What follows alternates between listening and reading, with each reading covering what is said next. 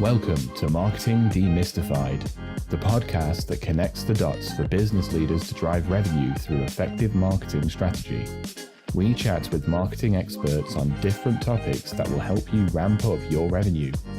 We stream live on LinkedIn, Twitter, and YouTube, and you can listen to us on your favorite podcast platforms. Marketing Demystified, the podcast, is presented to you by GrowGetter, your partner in growth marketing. And here's today's episode. Hello, everyone. Are you ready to be inspired, informed, and empowered with actionable tips to transform your marketing game? You're in the right place. Welcome to Marketing Demystified. I'm your host, Jenn Mancusi, CEO and co-founder of GrowGetter, your growth marketing partner. More and more brands have started podcasts, including in the marketing and insight space. And the questions always arise, do you need a branded podcast? And how do you actually make it a success? To discuss this topic today, I'm joined by Lara Varlamova, B2B consulting partner at Poddster and an expert in B2B podcasting. Poddster is a leading podcasting studio in Dubai where about 500 creators and B2B companies are recording their successful shows. Welcome to our show, Lara. So glad to have you here today. Thank you so much. Thank you for the introduction, Jen. Yeah, I'm really happy, and thanks for having me. Yes. Absolutely. Really looking forward to hearing from an expert on B2B branded podcasts. Our audience is always asking us these questions of, do I need one? How do I make it work? So I'm excited to dive in today. Yeah, it's interesting because I think as much as we're all set to launch podcasts as a success, there's such a huge room for experimenting. And I mean, you can be an expert just because you're hosting it or you're doing it or you're launching for companies. You can be an expert because you're yourself a creator. I think there's a room for experimenting. So that's probably, I would say, at the start. And yeah, Poddster is probably has grown in the recent 2 years with a lot of creators coming in and launching their successful podcast shows. Amazing. Congrats on all the success. And I love that, the experimentation. That's like one of my favorite words in marketing. So especially in podcasting, try different things, which is the way to find what works, right? But before we get into that, why should a company launch a branded podcast to begin with?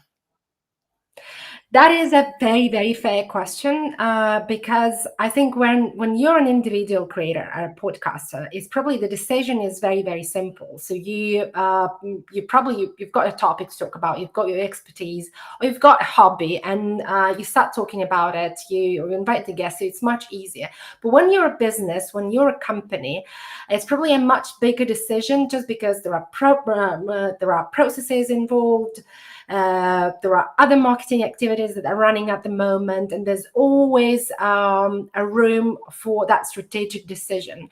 So so what I usually tell to the companies that I talk to, I think, first of all, podcasting, considering how many podcasting platforms we have nowadays, the podcasting is opening up a huge potential audience for listenership for your brand. So it allows you also to reach a totally new audience, or at least an audience that you probably wouldn't expect to reach with the conversations that you create. So it also allows you to position your brand as a thought leader or as a visionary in a certain niche or in the niche that the company is working in. So it allows your brand to also build that narrative in a very unique, in a very convenient, but at the same time in a very personal way. So you probably have a vision, you have a narrative, you have a mission, but podcasting will allow you to tell that story with different voices, with different angles. And it also, as I said, allows you a huge room for experiments. You can adjust your strategy, you can set up initial goals, you can sort of twinkle around those goals in the way that it works best for your business. And also a very important point that I will never forget to mention. So it builds a community around your brand, because when you're featuring the guests, when you start the conversation, that allows you to build those insights, and that brings people together, that creates that sense of belonging, and people start associating your brand with certain values. Yeah, I would mention these points as the key ones for the podcasting. Yes. Absolutely. I think that, that there are so many channels that exist now to connect with people. And like you said, so many podcasting channels as well, that people aren't just they're not like getting their content from the same places that they always did before. And so getting your content out into different spaces does allow you to reach people who maybe aren't on your LinkedIn or aren't searching on Google, or they're getting they're learning things a different way. Totally. Yeah. And I mean, when you're distributing your podcast, you probably just consider how many platforms your one episode can be distributed to. And you never know when and which audience will reach your particular content and on which platform. And I think that's the huge potential that podcasting gives you. Absolutely.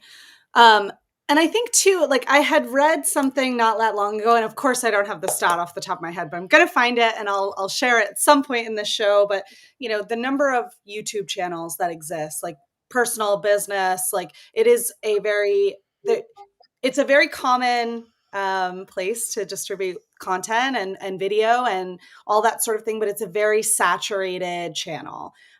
Whereas podcasting, it feels like there's tons of podcasts. You even said this to me before, like, oh, I feel like in the US, everybody's got a podcast, right? But it's still a very like emerging and growing market. And you mentioned same in Dubai, right? Everybody wants one and not everybody knows how to create them. So it's not quite as saturated. There's a lot more opportunity to stand out in those channels that don't have quite as many creators on it yet. That's true. And that was one of the points in one of our community events at Poddster that the world is still in need of great content. So it seems to be that it's oversaturated, but we need great, insightful, and unique. And what's great about podcasting is that it's very hard to sort of it's very hard to copy another podcast, even though, for example, we can talk on the same topic, but each and every guest will bring in a new insight. So I think that's the power. Yeah, absolutely. Absolutely. So when, there's so many companies who want to create a podcast, they want to get started, but what's actually involved? What's involved with launching a podcast, and what are some tips that you have to make it successful? Yeah. So it's, first of all, I have to say that comparing to, let's say, to other content formats that we traditionally use in our marketing, let's say umbrella, podcast is fairly easy to be produced. But at the same time, I would say it is still not a low maintenance job because it involves a lot of planning. It involves a lot of technical production tips or partnership with a good, let's say, production partner. So we usually divide it into three big, let's say, areas when it comes to producing a podcast. The first part and the first stage is ideation and conceptualizing. This is the part where you define which audience initially you would like to reach. Who do you want to talk to, and why do you want to talk to this audience? So you you pencil your initial goals, which are very important to sort of understand your motivation, why you're starting this. But as I said, they can be adjusted on the way, and that's the power again of this format, because you start, let's say, with the idea of increase the brand awareness of your business.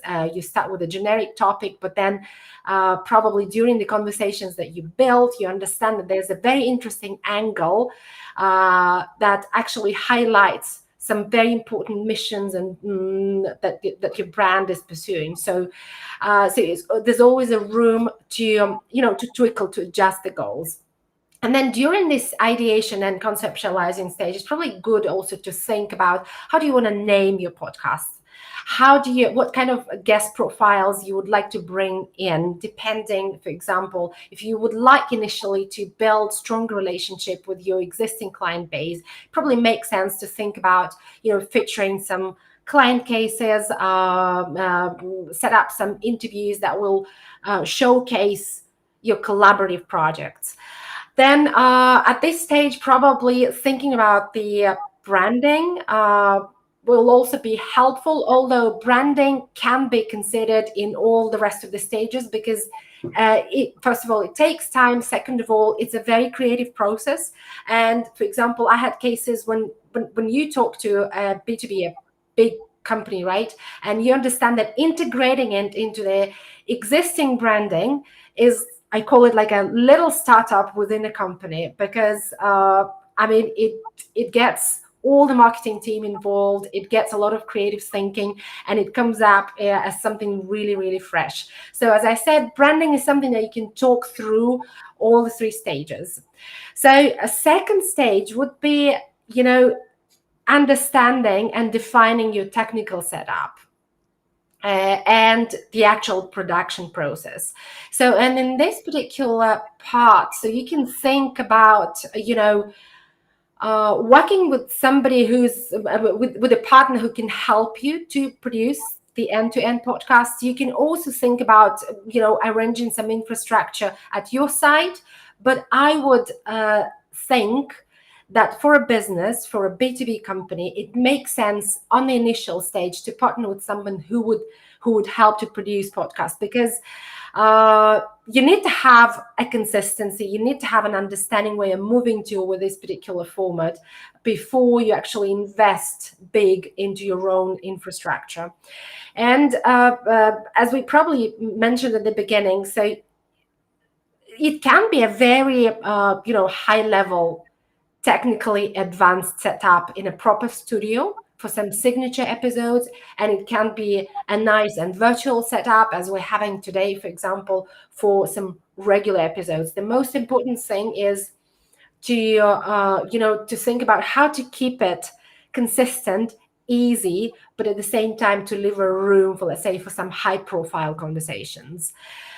Yeah, the actual production might involve some scripting, might involve, connecting with the guests prior to your podcast, prior to your recording, to understand. I usually do the discovery calls with the guests that I connect at the studio, because I like to understand how to build that particular story.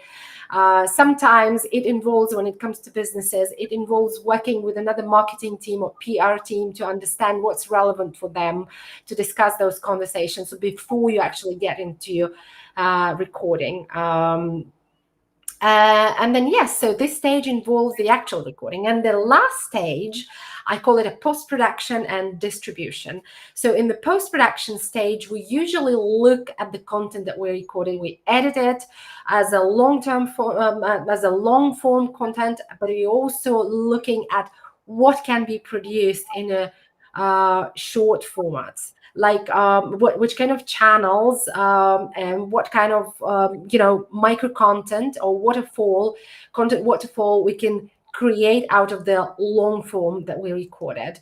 And that really comes into the content marketing umbrella that a company has, and how can it reinforce all the content marketing efforts that the company is having.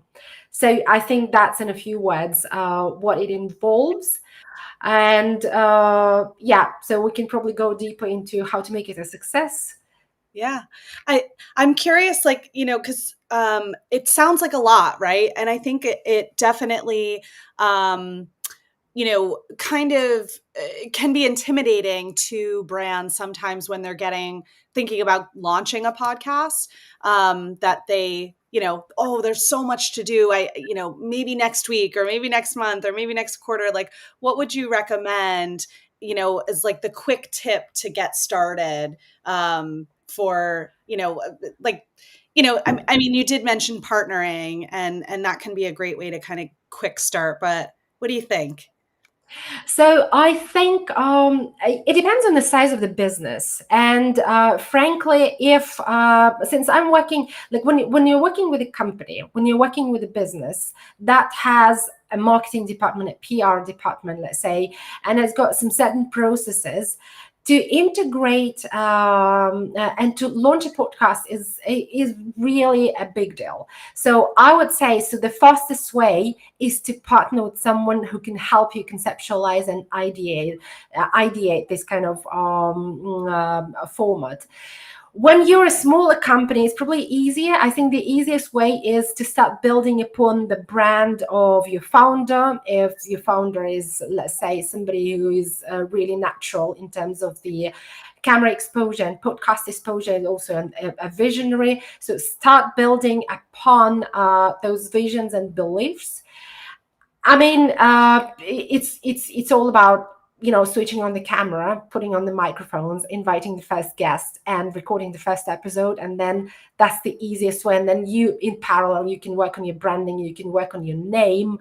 But yeah, so there's a very easy way, and there's a way, like, but when I call it a proper way, and I think depending on the size of the business, it depends. Like if your business is a bigger brand, I would say, so it makes sense to probably get it a little bit more prepared and planned, just because it impacts the brand overall. And if you're a smaller business and you're looking for the brand awareness, I think that's no need to overthink. Yeah. You can craft your story on the way. Yes. That's great advice. Another question I have for you as you're talking about this sort of like ideation and conceptualization phase, and you talked about the branding and sort of like, the look and feel of the podcast. What do you think about, when we're talking about a branded podcast for a business, how closely should the podcast brand align with the company brand, or should it be a totally separate entity, or do you see it done both ways? Interesting. That's a really good question, and a question that is often sort of not thought about at the very beginning, because, well, everybody wants to launch fast. Nobody wants to spend like a lot of time preparing and planning. I think it depends on. I would look at the goal. And if, for example, if your goal is to increase, let's say, brand awareness, or and you're starting your podcast with some more or less generic topic, very attractive, very popular topic, so you want to reach, let's say, a wider audience. You want wider audience to listen to you as a brand. I would go really all the way attractive and more creative. I would go with something really cool, nice and visual. If you are looking into connecting with the existing client base, let's say clients who know and respect you for certain projects that you already did as a brand with them, I would go with something that is very close to your existing branding. So basically, and there's a neutral version, so you totally can create an absolutely new branding for your podcast and name it totally different, and your brand is only going to be mentioned, let's say, as a logo or as just a banner somewhere on the screen. So there are rooms for creativity there for sure. But I like visual podcasts. Podcasting is something that you want to be reached by a wide audience, so you need to be attractive. Yeah, absolutely. And you mentioned like thinking about some of the goals of the like different angles, like different reasons why a company might launch the branded podcast to begin with. What, depending, I guess, on the direction and what goals are being set, what results can people expect from launching a podcast? Is this an immediate result, or is it something that takes some time?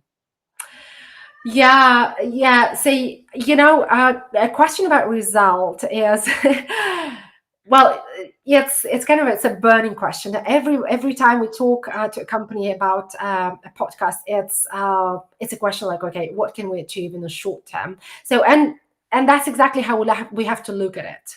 So podcast is something that is a long-term game. So definitely there has to be a commitment to go with a consistent episode recording, but we also should not forget about short-term wins.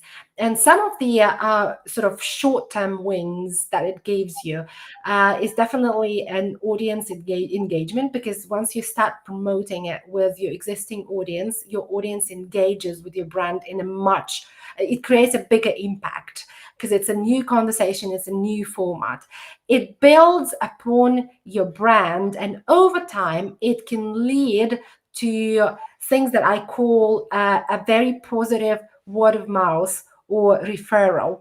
And that referral and that word of mouth can play in all sorts of different ways.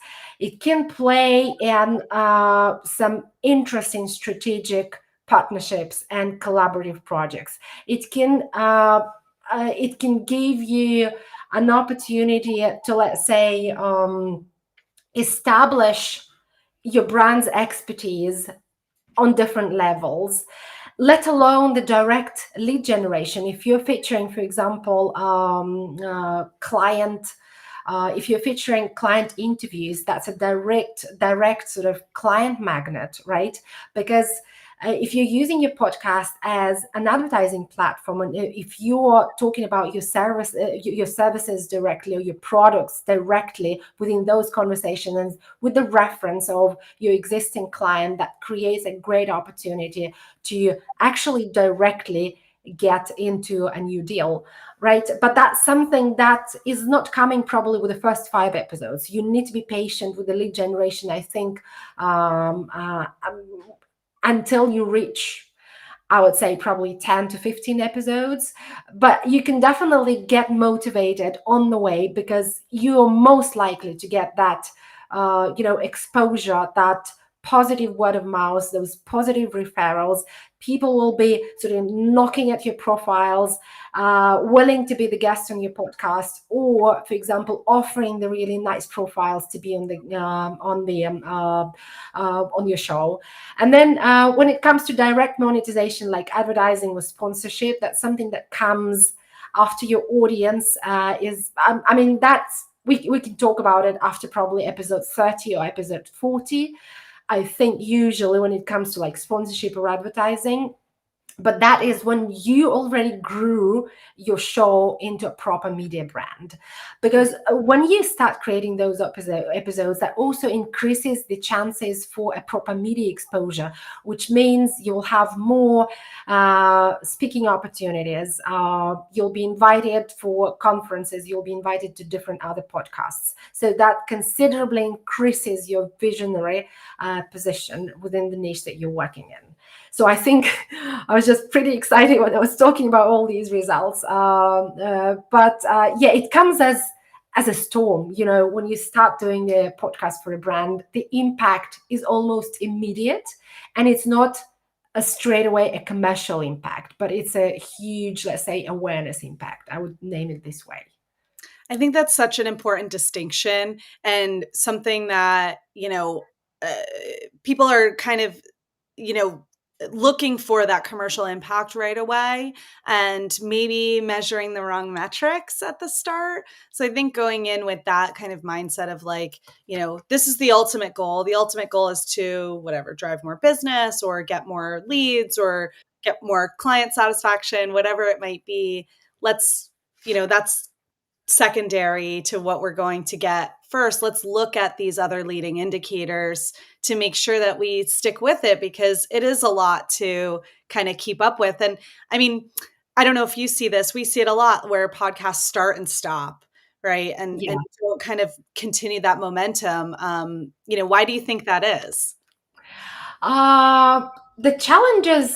Most of the challenges that I see at the moment when we work with businesses specifically is, first of all, the internal process. Apart from the fact that, we can exhaust the topic, so we probably didn't think through the topics, or, the level of motivation drops. I think the internal processes in a lot of companies are not adjusted to integrate regular podcasting as a proper activity. There's no owner who would take podcasting who will be given an authority to take decisions. And I think this is number one reason why businesses fail at podcasting, at the regular, at the consistent podcasting.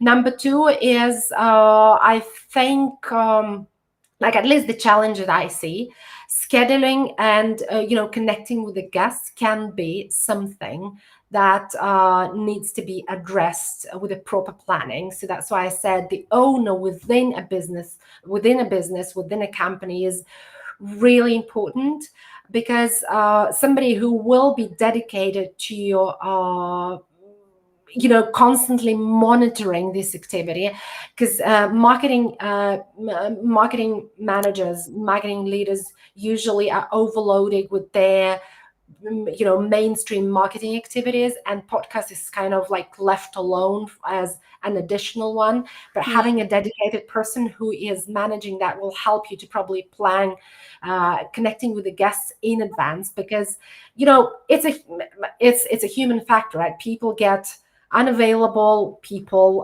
get sick, people get canceled, they cancel their episodes. So you need to research the profiles, you need to connect with guests, you need to schedule it to get their availability, you need to conceptualize the episode and the conversation. And that's a big effort, and that primarily defines how consistent you can stay in the conversations that you're recording. And so I would say these are the two core reasons that I see why businesses specifically stop being consistent in their podcasting. But I think we could probably mention something like the actual content, the actual conversation. Mm-hmm. It should definitely being reviewed to stay relevant. Sure. Because as I said, probably in your first 5 episodes, you had certain goals set up, and it's okay to adjust those goals, to adjust the guest profiles that you're inviting. And that has to be also monitored constantly to stay motivated, to stay relevant. Because once you're relevant, once you get those reactions from your audience, you take that feedback into consideration, you implement that keeps you motivated. But I think the core is you need to have somebody dedicated to that. Well, and I think those two things are very closely related to each other. Like, I think having somebody dedicated to it that can, somebody who's not the host, right? Somebody who's Yeah. not the host dedicated to the podcast can help guide and, make recommendations. That person needs to be a partner on the podcast to make that content and the conversation relevant, and just kind of keep moving it forward and keep, pushing it through, for sure. Because like, for example, if you think about an individual podcaster, which is also, this is the case with the individual podcasters as well. So you get drained, you lose the motivation, you probably exhaust the topic, you get bored with the topic you chose at the beginning. And this is something that podcasters are constantly discussing. Okay, how do I stay motivated? How do I stay consistent? How do I balance recording my regular podcast with, let's say, other business commitments, be it your regular business, or maybe you've got a full-time job as well. So and I think for if we take an example of individual creators, that would be, you need to talk about something that relates to you, something that resonates with your values, with your vision. You need to choose topics that are coming easy, that you are easy to talk to, and that is going to keep you kind of consistent in recording. And if we bring that logic into a brand, so we have to always sort of see what's relevant. What is the brand value? What is the brand mission? Is it still the same, or do we need to adjust as a business?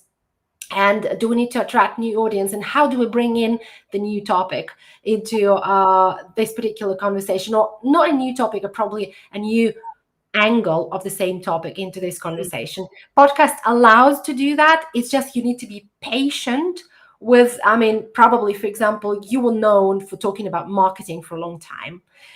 and then you suddenly you think like, okay, marketing is exhausted now. I want to talk about something else. I want to bring in something that is more life, because okay, let's talk about media. Like, for example, my recent twist was, because I started talking about media brands in general, and initially the reaction of your audience would be, okay, she was talking about marketing, what's media has got to do? But then with time, and since this topic is relevant to you, with time you attract people who are also interested in the media brand, and they they start relating the previous topic to your building your media brand and building your sort of media presence in relation to marketing as well. So I'm just trying to explain that. Yeah. So you have to sort of choose something that is dear to your vision, to your mission, to your heart, and that will keep you motivated. Yeah, yeah. There's a big difference. If you're not excited to get on and have these conversations, it can be very draining. And actually, one just very tactical tip that I've learned the hard way is do not book another meeting before you do your recording. Like, make sure you have 15 or 30 minutes before, because I have definitely got onto episodes, live streams where, I just gotten off a difficult conversation, or, I'm just in a totally different mindset from the Right. conversation I'm about to have. And that like 15 minutes to just get some fresh air or clear my mind or get prepped for the conversation is really, really valuable. And something that I think, especially when we're in a virtual space, it's different if you're actually going to a studio and somebody's producing this for you. But if you're doing a virtual episode, it's so easy to just roll right in from another conversation, and that makes it really difficult to be present for. Yeah, no, definitely. Like all the tips are totally valuable on how to keep yourself sort of present in that conversation, how to keep that genuine curiosity, right? When you're recording a conversation. Yeah, absolutely. And what suggestions do you have? Like, how should companies tie in? I mean, you mentioned this before in the conversation about, how sometimes the podcast is the extra sort of marketing strategy, whereas the core marketing strategies get the focus. Like, how should businesses tie their podcast into their overall marketing strategy? I think the simple rule is podcast has to reinforce your main marketing stream. I mean, you'll probably be also a great person to to add upon here, because so for example, companies have got a strategy towards their overall content marketing umbrella, producing some videos for the website, so social media strategy, some blog posts, some articles and media coverage. And there are some certain themes that are aligned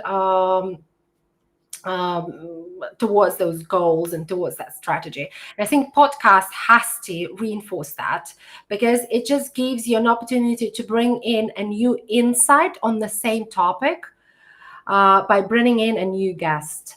So I think that's number one, right? When you're aligning your podcast goals with your marketing goals, that gives you an opportunity to repurpose what you're creating on a podcast in your content marketing strategy. So you can use it as it gives you an opportunity to create that cross promotional channel, when on the one hand you're using the micro content from your podcast on your social media channels. You are talking about your brand, about your products, probably about your messages.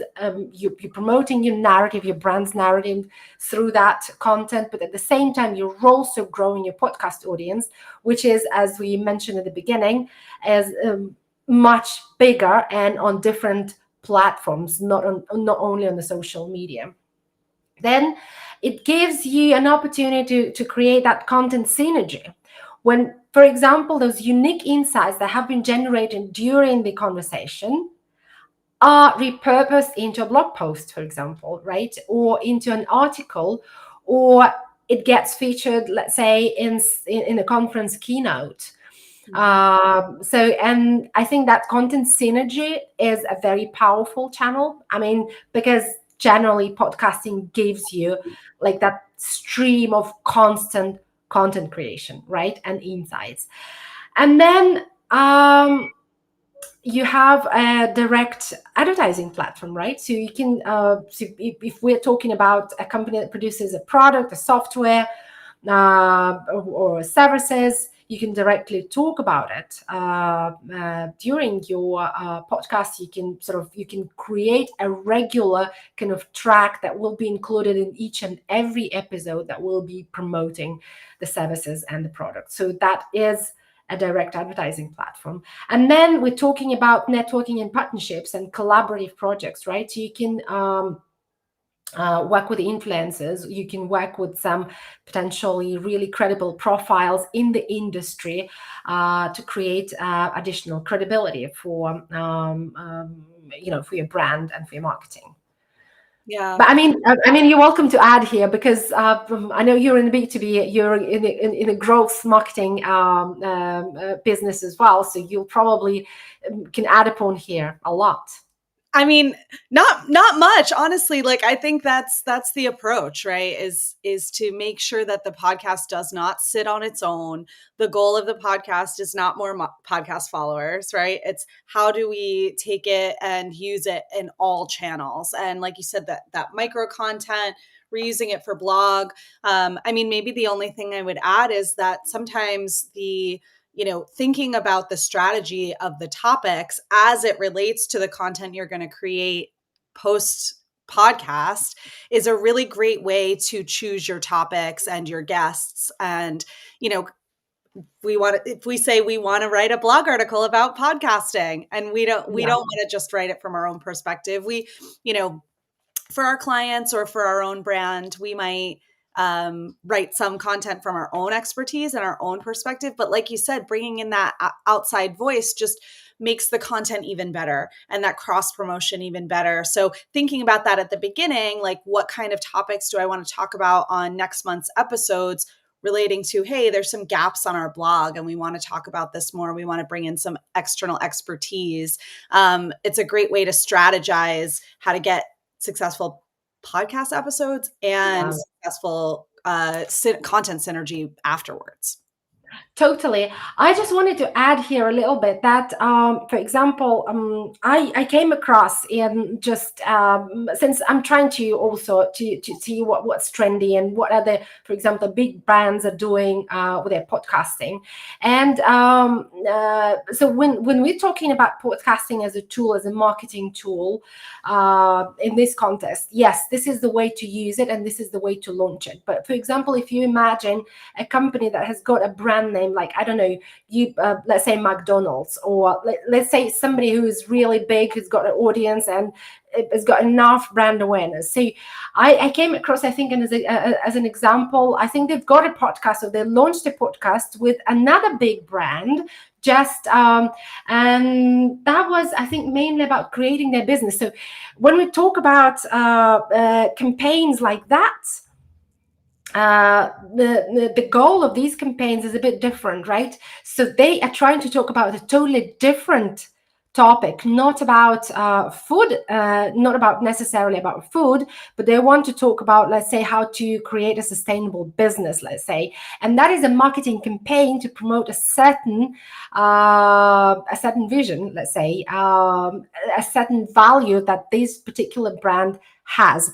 But I call it a podcast marketing campaign. So this is created or dedicated to a specific goal. And in this case, we can say that it sits on its own. It might be branded totally differently, but we know that it is sponsored, let's say, by McDonald's. I hope it makes sense.